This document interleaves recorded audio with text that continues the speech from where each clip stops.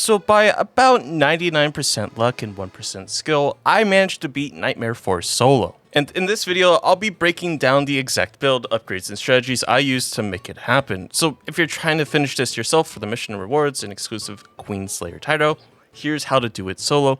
Or if you're running with some friends, you can easily apply the same exact strategies I implied for your whole entire squad or the people you're playing with, and autofiller, whatever it may be. So first and foremost, the biggest thing, a quick disclaimer. Revives. Yes, it's a bit pay to win or pay to survive, but on Nightmare 4, every zombie can basically one-shot you, and all it takes is one sneaky zombie right behind you.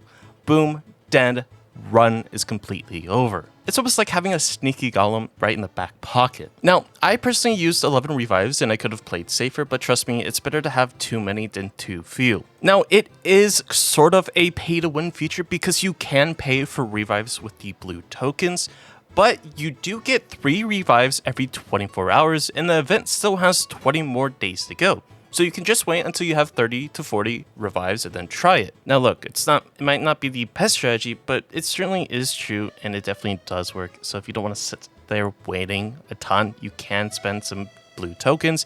Now don't get me wrong, you do get some blue tokens from the battle pass, so that is something to keep in mind. But yeah, that just essentially ensures that you can have a solid win.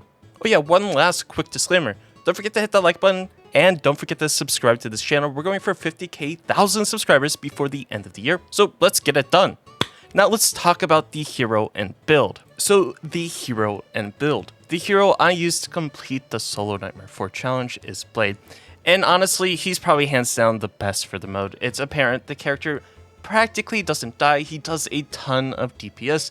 I wish other characters were completely viable for solo, but it seems like Blade is definitely the best for solo if you want to consistently complete the event. Now there is probably other things you can do, like using other characters. It's going to be a lot harder, but it's probably possible. I've just seen that the best way to do it is of course with Blade, because his bloodline ability gives him built-in lifesteal and attack speed, both of which scale insanely well with his right upgrades. Plus, his red upgrade path is absolutely cracked. Now on the prepare page, or traits page, you want to focus all of your points on the red side. You don't need to be level 40 necessarily, but extra skill points definitely help with the challenge. And you might be wondering, why exactly are you even scaling the left side, the red traits, regardless? Well, the red side scales far better than the blue side, so it's better to go all in. And for the most part, in terms of your abilities, you rarely and barely ever use them, so you can pick whatever you like. It doesn't really matter too much. Now let's dive into the game. We're at the screen that we get to choose our cards, decide our fate. What do we want to be looking at? Well, you want to focus entirely on the red upgrades, except for the ones tied to 1000-fold slash. That is for his ultimate, and they're completely not worth it, mainly due to the fact that you're never going to be wanting to use your ultimate in Nightmare 4 because 2 reasons. The first reason is you stand still to ult.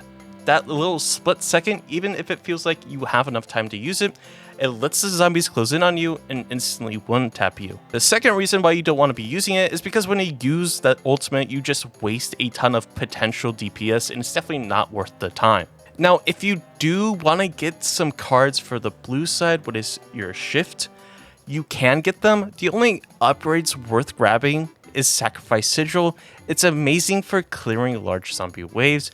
And you could think about the Ankh upgrade. I've used it before. I've seen other people use it as well. It can be good, but honestly, it's way worth it going for more damage for the red anyways. Then let's talk about the purple ones, or the neutral ones, the ones that kind of apply effects to everything. And the one you really want to be going for is damage dealt %, because it stacks and scales insanely well. Then the other one is the full moon power. Only if you get it early, because later the pickup is definitely not worth it. Besides that, you really just want to focus on damage dealt and focusing on your red cards, of course. And that's really the course of action you want to do and how you want to be spending your money. Like I said, all of the red cards are good except for the one that says 1000-fold slash. That's really it. So what's our, in quotations, early game strategy? When the run starts, your only goal is to stack damage as fast and as quickly as possible. You want to grab every single red upgrade with attack speed or attack damage, and any purple that increases damage percentage. If it doesn't, then it's not really useful. Now, following that, if you see a purple or yellow HP upgrade, you can definitely take it because survivability is super crucial later on. But the first few rounds should all be about your power scaling and just maximizing the amount of damage you can do. Now, here's a little bit of a combat tip that I found the hard way, and probably other people have found countless as well. And that's Blade's dash spin, which is a shift, whatever the whirlwind dash, whatever it's called. It does do more damage than his normal slash, so you want to use it when it's safe. But remember, it puts you in melee range, so you don't want to overcommit. Basically, what I like to describe it as, or make a similarity to, is that you're starting a lawnmower. You want to dash in with the shift on a singular enemy that isn't the one with the shield and baton, but some of these smaller enemies. Once you get the lawnmower start, you start moving with the lawnmower, chopping as you go. You don't want to stay still chopping, you want to constantly move. Training the enemies and zombies around long corridors, pathways, everything you can do to maintain distance while doing a maximum amount of damage is the highest and most important thing that you do. Now, let's talk a little bit about the first boss, Namor, on Wave 5. Now, you can't damage Namor directly until his squids are gone, so you want to focus on killing the squids first while clearing out the zombies that spawn. It's still early, so you shouldn't die here. You just need to stay super alert and super aware of everything that's going on with you, or everything that's going around. If you have enough attack range, you can easily get rid of the squids and the ads, as I like to call them, the zombies, at the same exact time. Then you can focus on Namor right after the squids are gone. If you find yourself trapped in Namor's bubble while you're fighting him, you can actually block with Blade and get out of it, or so I've been told. Now let's talk about the second boss, Scarlet Witch, on Wave 10. This fight is definitely trickier, so Wanda hits hard, so by this point, you want to start prioritizing max HP upgrades. Now, something you need to understand, hopefully you understand by now, is that you need to keep moving. Her stun bubbles spawn under you, so standing still equals stunned. You want to use your spin attack for faster clears, but maintain mobility as best as possible. Now, when she casts her ultimate, when you get her to Reality Eraser and you get to the crystal form, you want to not panic and think about aiming at the crystals. Your range will usually destroy them automatically. If you want to be extra safe, you can rotate and double check. You don't necessarily need to be looking at the crystals if you're maxing attack range with Blade, because it'll just instantly destroy it. So that's one last thing to worry about. Now, after Wave 10, so Wave 10 to about Wave 14, if your upgrades are good enough, your attack range should be insanely massive. At this point, you can literally stand in a corner and auto-attack. Your range will clear everything before they reach you. It's basically an AFK phase, as what I like to call it, and some other content creators as well. Now, in my opinion, for the most part, Waves 1 through 14 are relatively easy. Round 15 is where I failed many times, and I feel like a lot of people have also failed it many times as well. And honestly, it's because I made one simple mistake, and that's going for Namor. Look, if you go for Namor, it should be easier, in quotations, getting rid of the squids as fast as possible, whittling down Namor as fast as possible as well. But that's not really it. You should mainly focus on Scarlet first instead, because for whatever reason, the Namor squids take 12 years to spawn sometimes, and it could take 12 years to get Namor down to his ground phase. Honestly, I sat there for like 10 minutes and he never got back down. So going for Scarlet as fast as possible, clearing all the ads that are running around on the edges of your screen, best thing. Now, at this point, if you've been spending your money wisely and investing wisely, your same priority is always going to be stack damage with your cards and survivability. Now, you also want to grab damage reduction and max HP if they are purple or yellow. If they are not purple or yellow, just refresh the page. You don't want to spend useless credits on the lower end things. Because, for instance, say a damage dealt minus 2.5 is 3 coins. Well, that 2.5 is good, but you could get 5, you could get 8, you could get a lot more, and just refreshing the page with 1 coin is better than wasting 3. There's also a little bit of a bug with Namor that I want to talk about, and that revolves around Namor.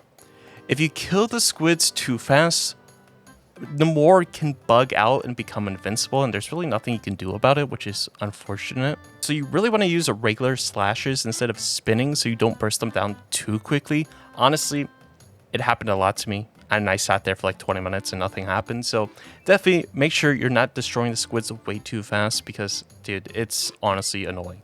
But after that, you really want to focus on Wanda first before Namor, so you want to break her shield when it appears, then kill her fully before finishing Namor. If Namor stays bugged, just keep killing the squid slowly. Eventually, he'll come down, but just try to be patient with it. It's bugged, you know, so just deal with it, unfortunately. Now let's talk about post-wave 15 zombie wave. So waves 15 to about 19. It's the same tactic as before in the waves, 10 through 14, find a safe corner, and let your massive range clear all of the mobs automatically. That's really all you have to do, sitting in the corner, staying AFK. Then we finally make it to wave 20, and this is where we get the double Scarlet Witch. This is where everything becomes together. You have to stack as much damage and survivability as possible. You no longer need range upgrades, you just need to stack damage and survivability. And there is a priority you want to think about. Purple yellow max HP first, purple yellow damage reduction second, then you want to think about attack speed, attack damage, and damage increase. Now here are some things that some creators found that I also found while doing the challenge, is that when you were using Blade's spin attack, sometimes you died a lot quicker, and when you just normally basic attacked, whether it's mouse left click or right trigger, you died or lived easily. So there might be something weird going on with how the lifesteal interacts with the spin. I'm not entirely sure, but to play it safe, just use the basic attack normally, unless you're bursting the shields phase. During the shield phase, you can spin to break it faster. That certainly is true. Sometimes only one Scarlet shields, sometimes both. So you want to try to position so you can cleave both at once. Your attack range should make that easy. Of course, you want to keep moving to avoid the stuns and never fight in the spawn corner, which is the bottom right. Getting stunned there can permanently lock you. When one Scarlet Witch starts her ultimate, you want to spin on her hard while cleaving the other. When both start ulting, just spin non-stop. Your range will destroy the crystals and damage both witches simultaneously. And with the proper upgrades, you won't melt them both before they can finish their cast. And that's essentially it. That's how you can clear Nightmare Force solo and hit the top 150 leaderboard. Hopefully this breakdown or guide helps you a little bit in any way, shape, or form to get you your own clear, whether it's solo or with your squad. Like I said, you can apply those same tactics that I mentioned with the solo to the rest of your team if you're running 4 blades, for instance. And if it did help you in any way, shape, or form, do me a favor, hit that like button, and of course, subscribe to the channel if you're new and you're coming back on the regular. Greatly helps me out. Now get out there and slice through some zombies.